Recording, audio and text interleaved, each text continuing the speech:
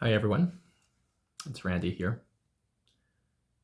Today I want to talk about a moment in history that, for those who lived through it, I think affected all of us, whether we were watching it on TV, whether we were there, and all across the world. And the incident and the event that I'm talking about is September 11th, 2001. I've always been told that uh, for those of us in the previous generation, or maybe one or two generations removed, that you remember where you were when John F. Kennedy was shot. He was shot in the 60s. So I remember being told by people who were older than me growing up, when I was in high school, when I was growing up in my teens, that no matter where you were, you just remember physically where you were in that moment when John F. Kennedy was assassinated, and that's one of those moments you always recall. And they said the same when September 11th happened. They said the same about September 11th, that you will always remember the moment, the day, where you were, what you were doing. You will remember that particular moment in history. So today I'm going to recollect. I'm going to recollect where I was, what I was doing, and my experience of September 11th. And very luckily, I did not have any family members or friends who were directly affected by the events, but all of us in the world were either directly or indirectly affected by either the event or the ripple effects of the event, as it created many ripple effects. It was perhaps the start of a chain of causation that created many significant events thereafter, whether that was the war in Afghanistan, the war in Iraq, uh, further conflicts in the world, uh, airport security. I'm going to talk about all these things later on in terms of travel through or by airplanes, and also travel in and out of the United States certainly was and continues to be, I think, affected by the events of September 11th. And I was in Canada at the time, right? So I'm a Canadian citizen, and we were affected quite deeply by it, given our close relationship with the United States. So, some background information. Uh, Most of you already know this. For those of you who don't, September 11th was when the World Trade Center buildings, there's two towers, or the Twin Towers, they were attacked by Islamic terrorists, extremists, who had driven two planes, one into the North Tower and then subsequently one into the South Tower. So the two towers were both destroyed by intentionally by planes crashing into them. The mastermind, or by way of consensus in terms of what I guess the intelligence agency and the intelligence network of the world has since uncovered, the mastermind behind this attack was a man by the name of Osama bin Laden, who was the leader of an organization called Al Qaeda, which means the base, and they're from the Western perspective, they're a terrorist organization bent on spreading terror and fear and killing innocent civilians. From their perspective, it's very different. They believe themselves to be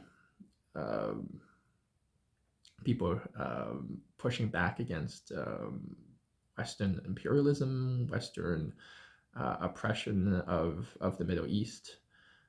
They see themselves as righteous in their actions, in what they're trying to do, which is to use violence to send a message to push back against what they perceive as oppressive military and political policies by Western nations, chief among which the United States.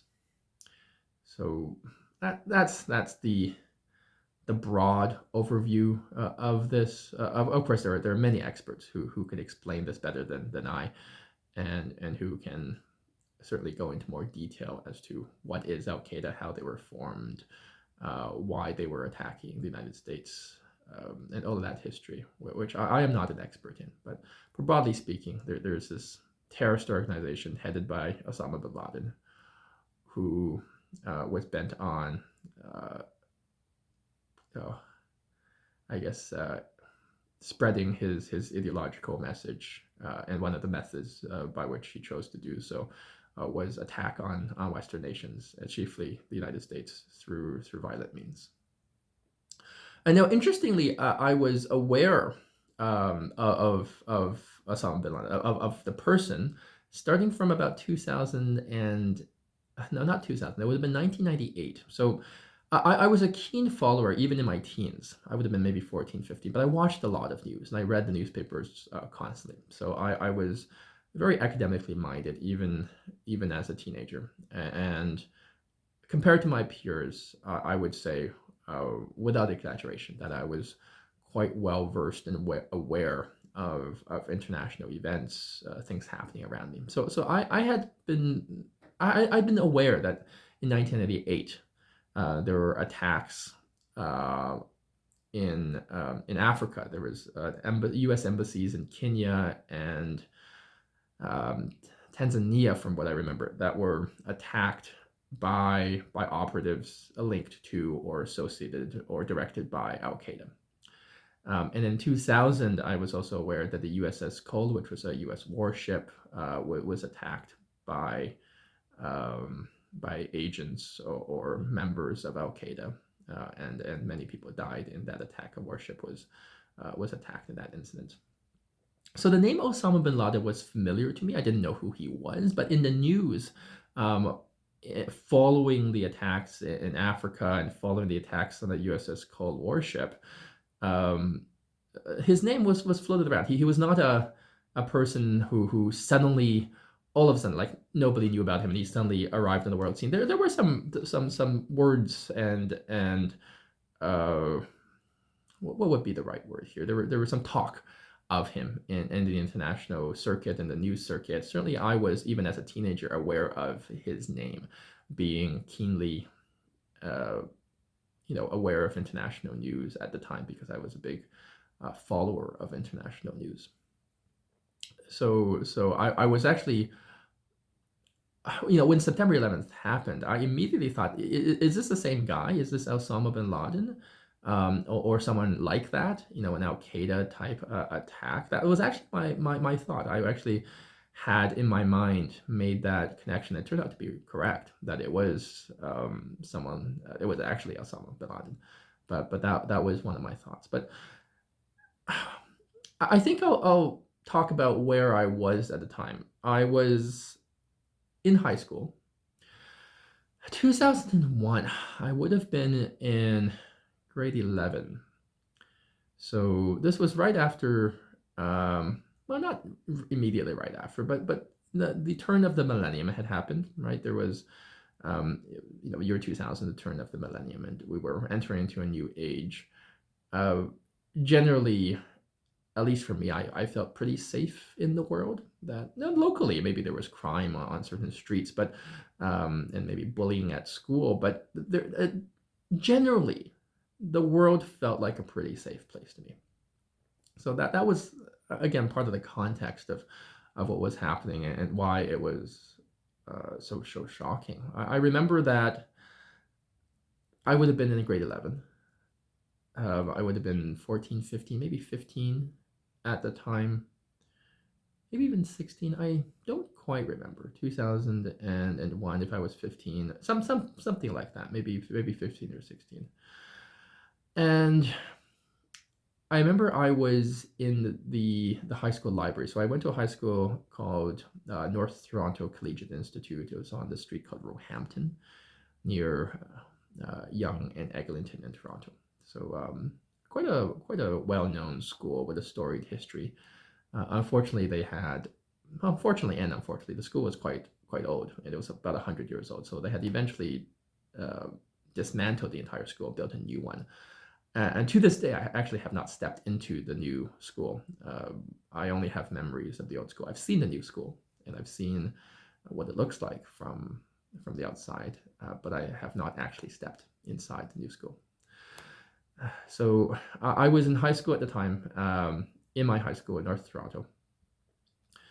I was in the library. I don't know why I went to the library. I think it was because there was a TV in the library. And remember, in 2001, no, very few people had cell phones. I don't think anyone had cell phones. I think people maybe even at the most they had pagers, but cell phones were not really a thing. We had home phones, so no one had a cell phone. And again, this was a couple years before Facebook was even invented. If you had to access the internet, you had to do so through desktop computers at designated slots, mostly in the library. So I think the reason I was in the library, just given the technological situation, all the information was done by word of mouth or through newspapers or through TV at the time. There was definitely no cell phones. I don't remember any person in my high school at that time that had a cell phone, and certainly not a smartphone. Right? There's certainly nothing that could generate a news item for your review. So I think the reason I was in the library was because there were already talk between classes in the hallway that a plane had flown into the World Trade Centers. I remember it was in the morning, so potentially it was between the first period and the second period. We had 4 classes in the morning and 4 classes in the afternoon. Each period was about 45 minutes or 50 minutes, more or less. They were fairly short periods, and we would go to a different classroom to the next period. So I think I was going between period 1 and period 2 when there's some talk that a plane had, I think maybe someone in the hallway, a friend or a colleague, there was really some chatter, some buzz that something big was happening in the United States. Um, so that's when I went to the library. I think it was big enough for me to skip class because I don't skip class, right? Or I did not. I was a very diligent student, and certainly at this point in time in grade 11, or I think I was in grade 11 or grade 12. I think pretty certain I was grade 11. Um, I was not one to skip class. I was very keen on going to class. So, but this was big enough that either period 2 had been canceled, or people decided not to go to period 2, which was big. And again, you have to imagine this from my perspective, right? I'm a 15 or 16-year-old student, religiously going to class. I mean, something big would have to happen for me not to go to class, right? Something catastrophic, where the entire um, school system or the teachers would say, like, right now we're canceling class. There's something happening. So either I did not go to class voluntarily, or potentially class was canceled. And I don't actually remember. This was years ago. Currently, it's 2024, right? So this would have been, oh my God, 23 years ago, right? 23 years ago, this would have happened. So I don't remember why, but I uh, I managed to make my way to the library where there was a TV, and there were already many people in the library, staff, students. I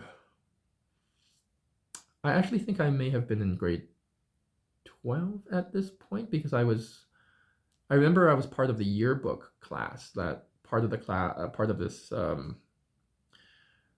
class where we created the school yearbook. That was actually a unit that we could take. So potentially grade 12, because that's when I took the yearbook class, and my yearbook teacher, he was also an English teacher, but he was my yearbook teacher. He was in the library at the time, and there was the librarian, and there were these adults, some people I didn't know, staff of the school. A lot of students huddled around this TV, and we could see that the first World Trade Center building had already been attacked. There was fire and smoke coming out of the building. Now here's what I don't remember. I don't remember if I actually saw the plane on TV, not eyewitness, but I don't remember if I saw the plane hitting the second building. Yeah, I don't remember. I don't remember if I was there to watch the plane live on TV go to the second building. I do remember watching that one of the buildings had collapsed. And I'm just going deep into my memory here, but I think when I was there in the library, I saw at least one of the buildings collapse, because the attacks happened pretty early in the morning. And if this were period 2, this would have been at least maybe 10 o'clock. So I think I may have missed, at least live, the planes hitting the buildings. And again, because of the way that information traveled at the time, there was no one had cell phones, so information traveled a bit more slowly. Nowadays, if something big were to happen, you would immediately know. You get notifications, but I think there was a bit of a delay, and I don't think I remember seeing the plane. Obviously, in the nightly replays thereafter, in the evening, we and it was replayed again and again on CNN and CBC and all the news networks. September 11th and the War on Terror thereafter became nightly news. It became, in a way, the only thing on the news for a while. But that morning, I don't think I saw the plane hit the building, but I do remember seeing one of the buildings collapse. And when it did, the reaction was quite profound in the library at that time. One of the librarians, a female librarian, she broke down.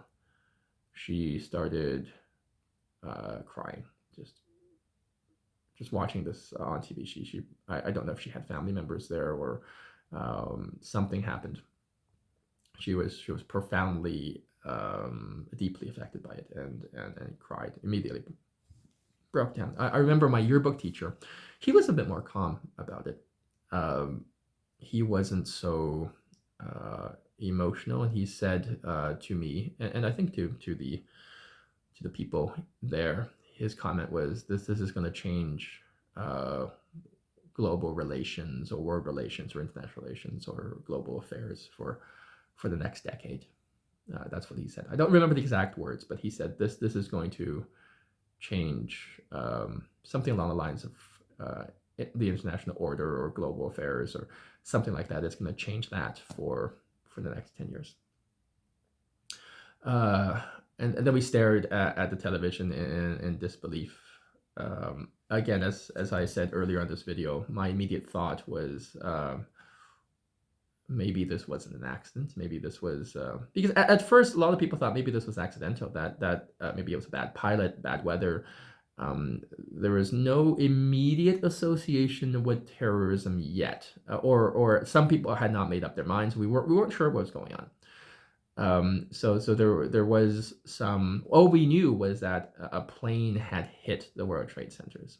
There was not an immediate association to terrorism, but I think once the second plane hit the World Trade Centers, people were putting 2 and 2 together. That I think this is intentional. This is not accidental, right? This is absolutely intentional. So at that time, the school was things were disorganized. There was just a sense of shock and disbelief throughout the entire school. People were going home. There's some people who, because of the events, were just going home. Maybe because of they thought it was to be too emotional, or class continued to an extent. I remember class continued in the afternoon, but certain I think teachers allowed students to go home that day if for some reason they had family, or they had they psychologically, maybe it was too difficult for them. So I remember that students were allowed to go home. I mean, the entire school was abuzz with this. We're shocked. We're talking about it. We're talking about why this was happening. But we went back to class. I remember going, and this is why I think I was in grade 12, because I remember going to yearbook class later on in the afternoon, and one of my fellow classmates in yearbook class was packing his bags, and I asked him where he was going. He said, I'm going to New York.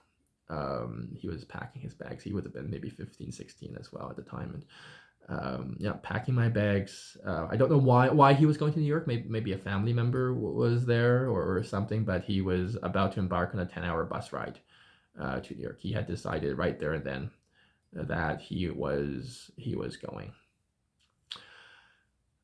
So in reflecting on that, I think it was the first time in my life that I had experienced, even indirectly, something that was upsetting just the natural order, or the social order, or the expected order of life, the institutions I was part of, the routines. Because it would be very strange on a normal day for a student to leave class, right? And again, we have to remember how old I am at this point, and my worldview, and my lack of exposure to the world. I was pretty naive, but innocent, or maybe just not enough life experience at the time. So going to school, attending class, doing this ritual, what was sacrosanct, right? This was almost like a religious practice, that this was expected. You were not allowed to not go to school and not skip a class. This was unheard of, at least coming from my family, right, and my upbringing, and how I saw the world. That was my worldview. This was almost this was a social, almost, I use this tongue in cheek, but almost a religious duty to attend and to be a good student. So to see people skip class, and to see certain classes canceled, was very strange. It shaked me a little bit, and that's when you had the feeling that there was something big, as well, that we had you had this feeling, or at least I had the feeling, that what we were doing that day was not that important, right? Attending class and maybe studying the next lecture was not that important relative to what was going on in the world. So that was one of my first experiences where I felt that, and I reflecting on this, it makes sense that I was part of something bigger, not directly. Certainly, I was not involved in any way, but just indirectly involved in a much bigger world that was much more dynamic and tied together. In my own small world, high school, going to class, that worldview was entirely turned upside down that day, by much bigger things. At that time, the biggest thing that could have happened to me is maybe a surprise exam, or not getting my homework done. Right. So for me, that would have been my version of a very large, significant event. That's when you have a certain narrow worldview, as maybe an inexperienced or young person. That's how I see the world. But this was something much grander. It's like the solar system realizing that you're part of a much larger galaxy. It was like that, to an extent. Again, as I had mentioned, I had suspected that maybe this was Osama bin Laden, because I was aware of him. through watching news and understanding news, and it turned out it was. And then we were inundated with and bombarded with news about this for the next period of time, for the foreseeable future. It was only September 11th, War on Terror. It was the biggest news item of the year, and going forward into the next year. Just it was everywhere. Everybody was talking about it, and of course it led to the war in Afghanistan, and that lasted for 20 years. The war in Iraq, which for many people, and again, I'm not here to be political. I'm here to just reflect on my own memory. But the war in Iraq was very controversial. Um, some people thought it was the right thing to do. A lot of people thought it was not the right thing to do, and the end result, as I don't remember who said this, but America won the war but lost the peace, and not to mention the innocent, Iraqi civilians who were killed, and also we have to pay our respects to the to people who died from both sides, right? Who had lost their lives. So I'm not going to be too political here on the war in Iraq, but it certainly, I could save that for a different video. But certainly that was one of the consequences of September 11th, in terms of how it was linked to the war on terror, by George Bush Jr. So, how did this affect me, right? Beyond that day, looking back at September 11th and remembering where I was that day, how did that affect? How did the events of September 11th affect me as a person? Right, I was in the world at that time when that very significant event occurred. Well, what were the implications? Well, one is air travel.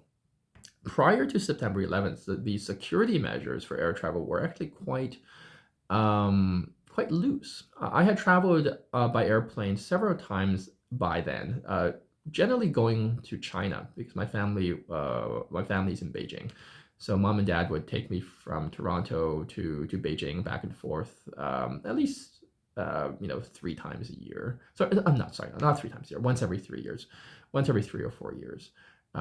So I had some recollection at that time of the ease of air travel. Certainly, you did not have to take off your shoes. You did not have to people didn't have laptops, but you did not need to take out electronics.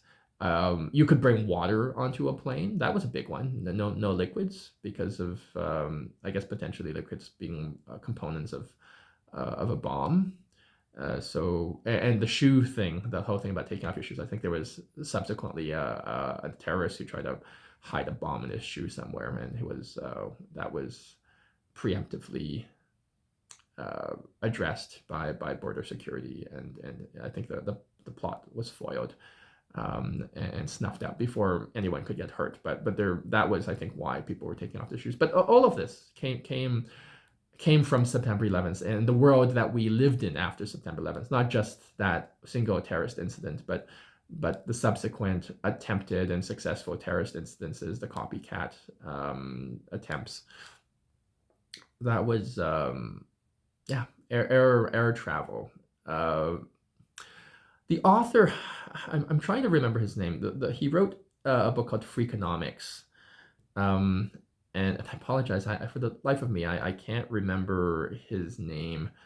But the economist and author who wrote the books Freakonomics, he makes an interesting point and said that the number of people who died in those buildings, it was somewhere, I think, between 3,000 to 4,000 to 5,000. There was don't quote me on the numbers. There was a few thousand people who died in those buildings at the time as a result of the attack. But he did this very interesting economic calculation, which he said, well, the amount of time people have spent waiting at airports and wasting their lives in line at airports because of increased security measures. If you take all of that time and you turned it into a lifetime of hours, right, representing, and he's an economist, so this is, you can't do this in outside of theory, but if you were to take the amount of time a person were to wait, and you're to take all of that time and stretch it out and create an average lifetime equal to whatever thousands of hours, and that equals one life. And if you were to stretch that out over the total number of people who had to end up waiting, and the whole delays at the airports and the time wasted, his analysis was that tens and thousands more people were killed by the terrorist attack. Obviously, not actually killed, but the time wasted equal to the amount of time in one's life stretched over a large population. That the tens of thousands of more people were killed in that sense. So an interesting analysis. But it's true. After September 11th, air travel became much more restrictive. Security was tighter between Canada and the United States as well. Just going into the U.S. afterwards, with the development of Homeland Security and increasing vigilance and potentially even some paranoia, it certainly made travel into and out of the United States difficult, not just by air, but even land travel for a while across the border. There was more border security. Yeah, America became a bit of a fortress for a while, and to some extent, the lessons learned and the I guess the security infrastructure that America built after September 11th still exists today, and certainly as of today, the airport security measures with respect to the increased airport security, the world we live in now. That came almost directly from my belief is that came almost directly from September 11th, because there was a marked, very very noticeable difference prior to September 11th and after. So that's one of the big implications. And another one was that we started to live in a more uncertain world, at least from the perspective of terrorism, and especially terrorism from Islamic extremists. There was attacks in Europe that took place, in Spain and London, that happened in the years after September 11th. I don't think there was another major attack in the United States, but certainly there were attacks in Europe that took place, bombings and other types of terrorist attacks in Canada after September 11th. And this is not necessarily all related to September 11th, but certainly that was sort of the heralding of a new world. There certainly were terrorist attacks, nothing too major, but there were individual lone wolf individuals who had adopted extremist Islamic ideology and wanted to kill people as part of how they wanted to express their ideology. I recall that in university, McMaster Health Sciences, right? Well, I was part of the I was in that program. There was I didn't know him personally, but he was in the year above me. I was, I think, in first year at the time, or maybe second year, and he was in second or third year. I didn't know him, but he was part of a terrorist network. This young man, and they tried to, or they attempted, the RCMP, which is our the Royal Canadian Mounted Police, which is our police service. They had preemptively been monitoring this particular group, and had scuttled their, well, not scuttled, but they had actively dismantled their plans and stopped them from the attack. Had nullified this group of individuals. I think there were 16 or 17 or 18 of them. One of whom was not a classmate, but he was in my program, and a lot of these people had been arrested, but they were young men. Some of whom were well-educated young men, coming from not the most extreme backgrounds, right? Middle income or high income people who had been secretly plotting to attack Canadian targets, including targets in Toronto, and they had been arrested and preemptively stopped uh, by the Canadian police. So that was the world I was living in after September 11th. There was a lot of I think you know in a sort of pessimistic way of looking at the world, it had inspired um, certain people to do that, right, and to do more of it. So the world became a more unstable and dangerous place post September 11th, um, and yeah, individuals, groups, either linked in spirit to Al Qaeda or in ideology, or parallel groups.